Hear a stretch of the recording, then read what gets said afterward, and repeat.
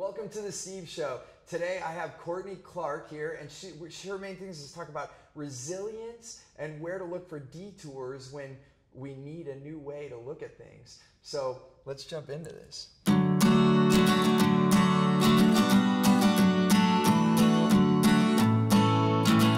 Courtney, I'm so excited that you come on the show here. We took the time. We're at the National Speakers Association. I just met Courtney, and people were telling me she has to be on the show, because one of the things I always talk about is detours, and now to know one of your talks is all about detours, because there's not one way to get anywhere. Never. Right? And sometimes we get stuck, I'll just start with a little story. Actually, I learned from one of my mentors. She said, when in your life have you went to the exit, you were going to get off on the highway, and you pulled over because it was blocked, right? And it said 3 days it's going to reopen. And you called whoever you were going to go say, hey, I'll be there in 3 days. The exit's blocked. Right. Like, when did you make that choice? No, Never. you took the next exit. You go to the next exit, you find your way back. But why in life do we just stop? I always say easy street doesn't get to where you were going anyway. Like, easy street only gets to lame places. Right. And yet we've somehow decided that, oh, that's easy street. We need for things to be easy. If it's easy, that's our sign that we're on the right path. I kind of feel the opposite. Yes, we want that flow. We want things to feel good. We want to be working in our wheelhouse.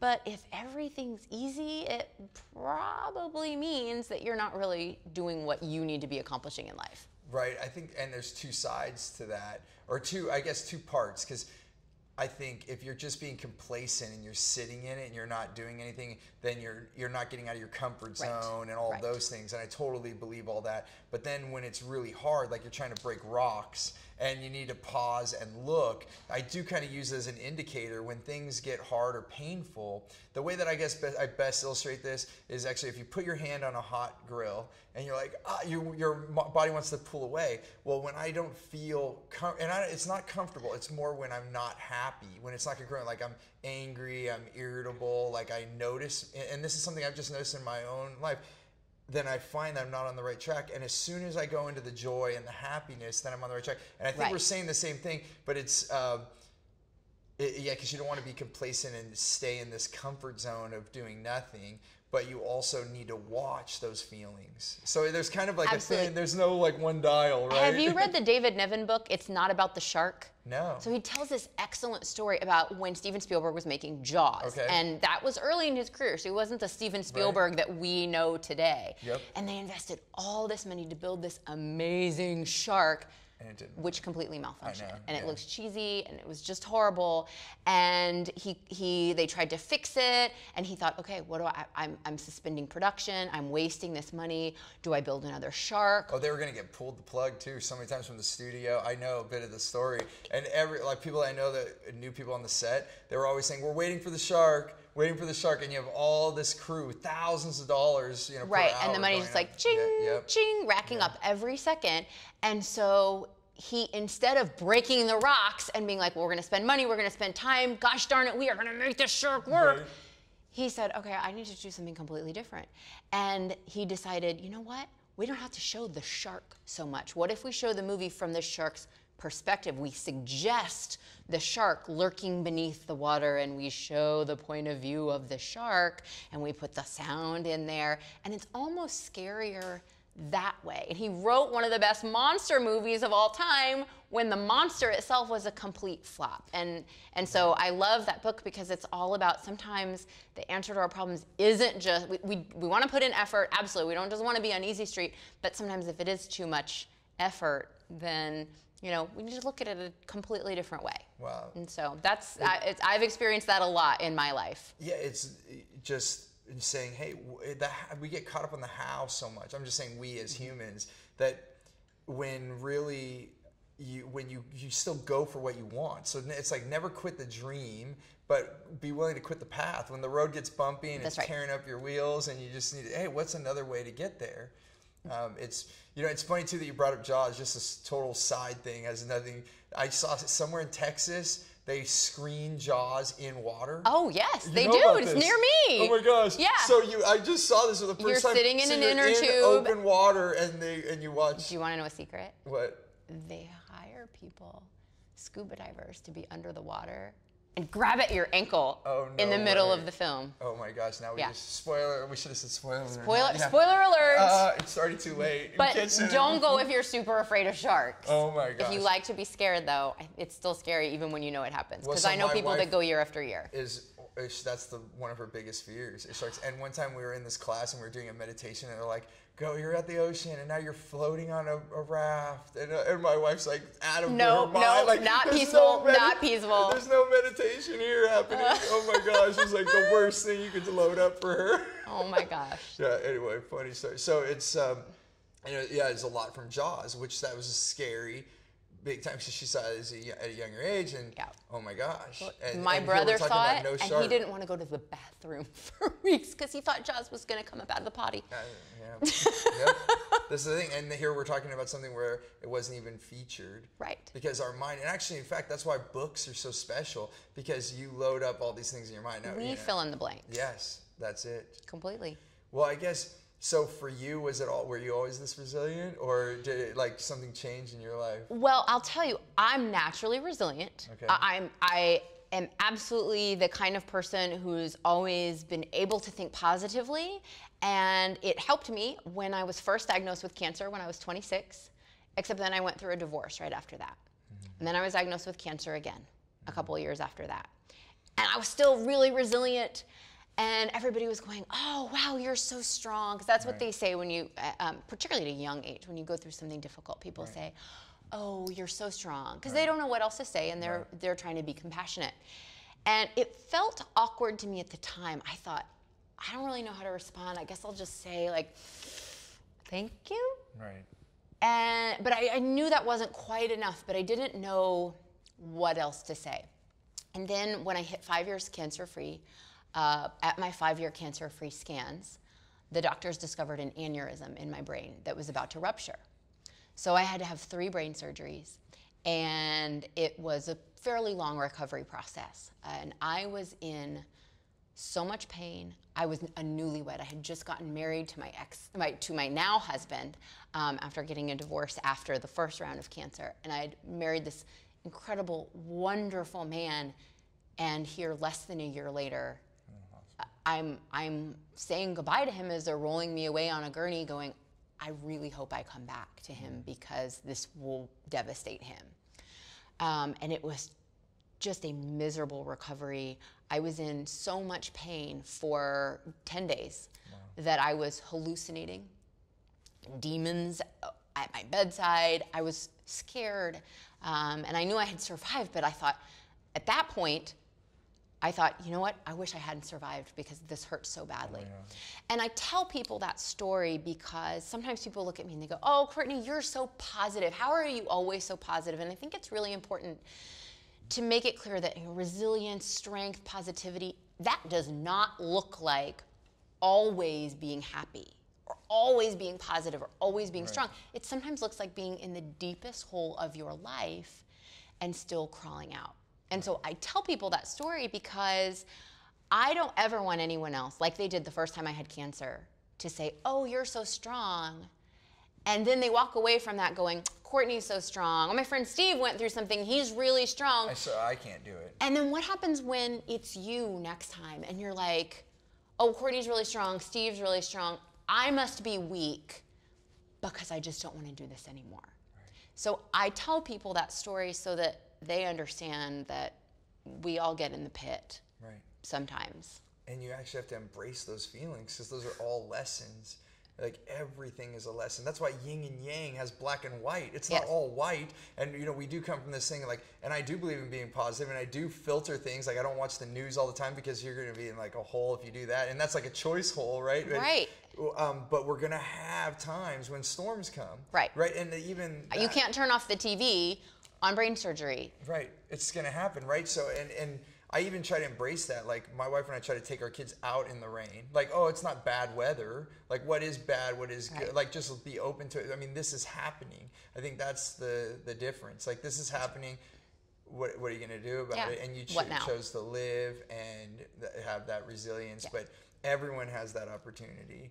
And, you're right. It's not always, it's not like, I get quoted as being the most positive person, you know, and you're probably the same, but it doesn't mean that I always have a smile. Like I cry, you know, I'm sad. Sometimes I get upset, you know.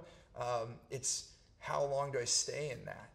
Right. And it looks like from the outside, you know, other people's lives look really glossy and easy, or else we go, oh, they had the terrible thing happen to them. Whoa, how are they still standing? But the reality is we all go through ups and downs, and positivity is not a factor of luck, of either, you know, good things have only happened to you, or that you're just lucky to have a good disposition. It really is this matter of, and you talked about taking a step back, it's that perspective.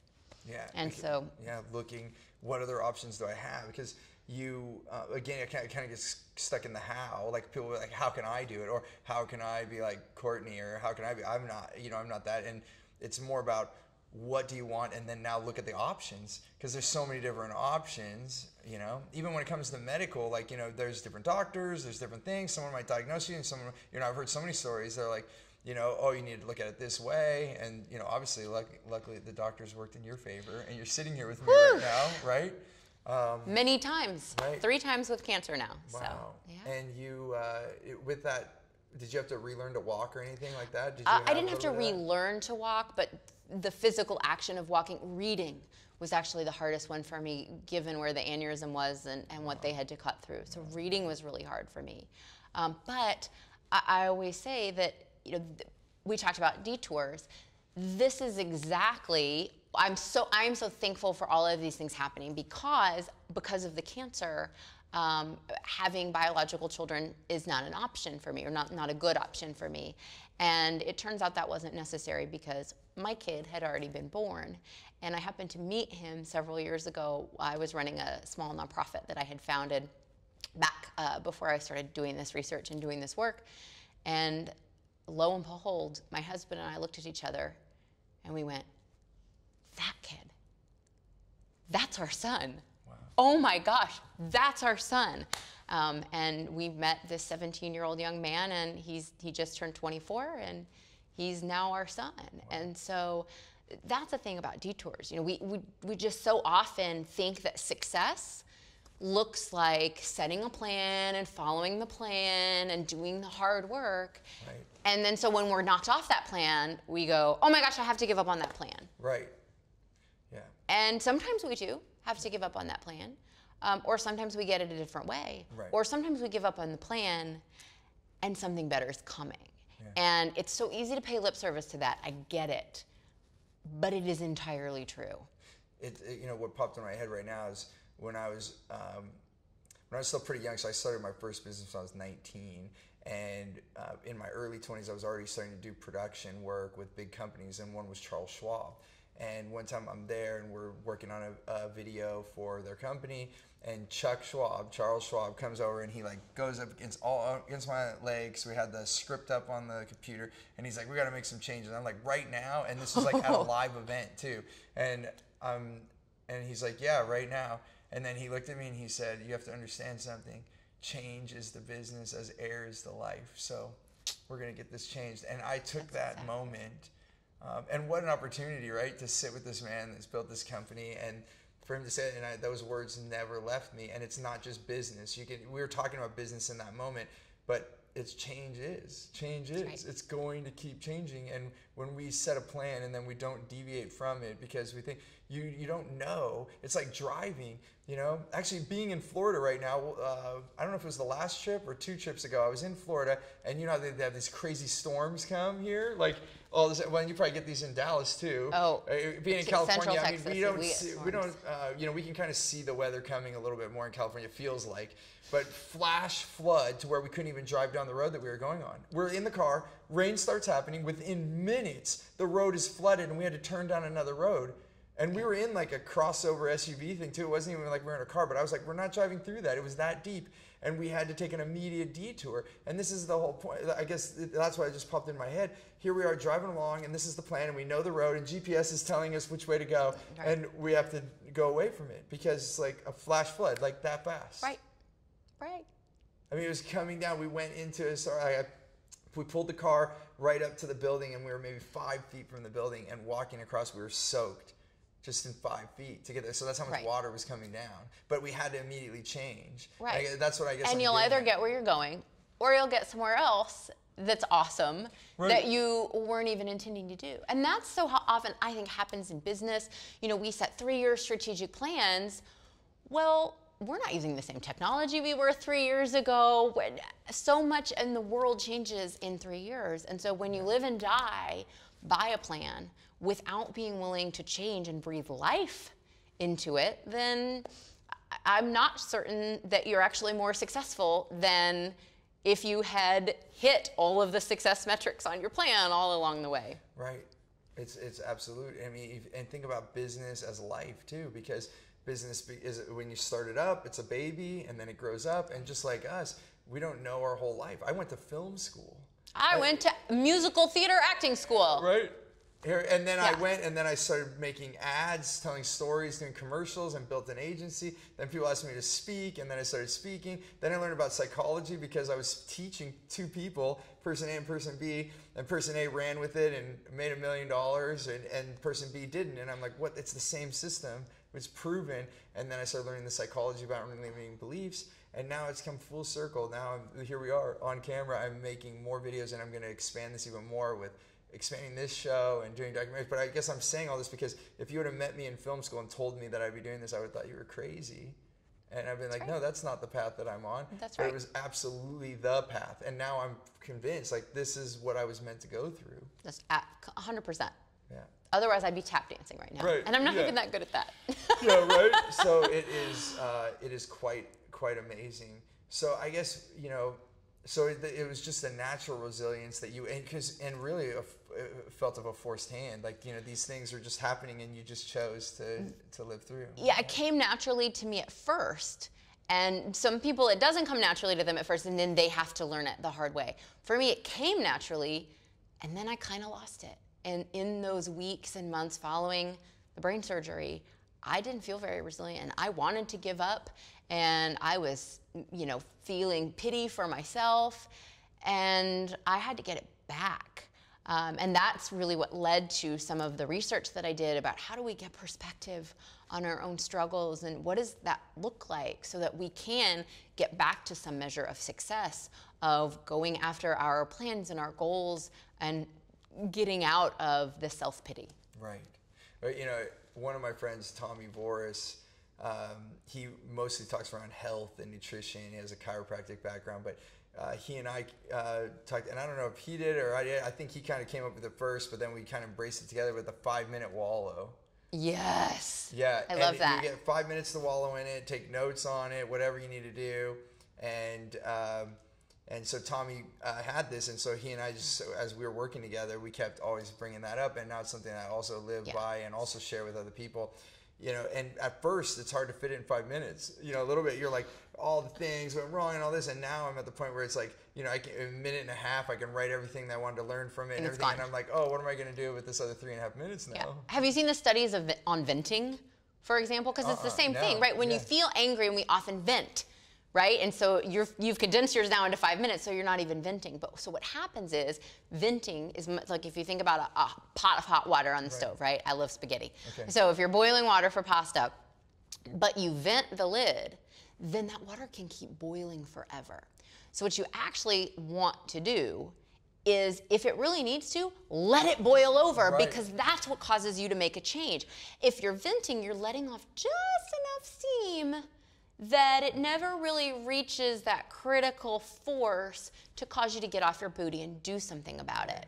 So either don't vent at all or do something about it. And I love that you say, like, that's that 5-minute wallow. You are letting yourself have a tiny little pity party. Yeah.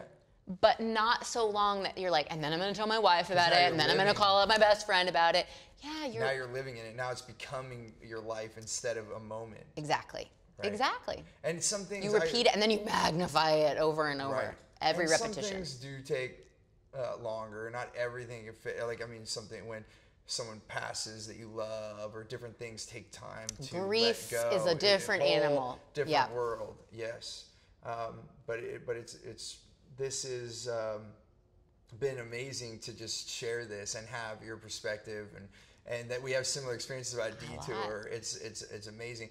I'm curious. I always try to ask this at the end of interviews. If we never got to speak again, if this is our last moment together, or even the audience, what would be the one parting gift of wisdom that you would say to me? Like, if you're like, this is the one thing that you need to know. I think the one thing I want people to know is probably something that you already know, which is that I think that meaning and purpose are almost a cure-all to anything. It is what keeps us able to deal with a high stress level. You know, I say that burnout doesn't come from being busy. Burnout comes from busyness plus a lack of meaning, purpose, and efficacy. If you have meaning and purpose, so when I started to look at like, why do people who go through trauma give back? They're looking for meaning and purpose. Right. And when we have a greater purpose, a meaning, there's nothing that's going to stress us out or cause us to burn out or give up as quickly. Right. And that's kind of the fuel in your fire. I've worked with some groups where I've done an activity and I asked them some questions. You know, if you could do anything with an entire day, a lot of them are life-centric, or some answers, you know, could beg some professional responses, but a lot of life answers. If you could spend an entire day doing something, what do you want people to say about you? And this one woman, I said, now I want you to work with a partner and see what's the through line. Like, what do all these answers have in common? And this woman raised her hand. She said, these things don't have anything in common. So I came over to help her, and I said, well, Mary, I see some commonalities here. She was a founding member of this organization that was having this conference. Founding member. And I said, okay, so if you could spend the entire day with your grandchildren, that's what you would do. And one of the things you're most proud of is starting this. You were a founding member of this association. Oh my gosh, that's incredible. And I looked at it and I said, there's an obvious through line. Legacy. And she burst into tears. She had no idea what was her driver, what was her purpose in this life. She cared passionately about legacy. And when we find something like that, the thing that we're passionate about at work is the same thing that we're passionate about in our home life, and we tie that together, and all of a sudden, it's not work life versus home life and where you're spending time. It's this feeling, that this gift that you're bringing to the world. And you're doing it, and that's the thing, and that's what I talk about all the time. Do this core purpose. There's nothing worse than to have a day job and then live your core purpose on the side. Right, you know? like you're not Superman. You don't unzip your suit at the end of the day and go home and have pizza with your kids. Yeah. So when you find that through line, or the overlap of the Venn diagram, and for Mary it was legacy, then all of a sudden your day, wherever you are, that's the spark. You're less prone to burnout and stress and all the other things that are going to knock you off your path.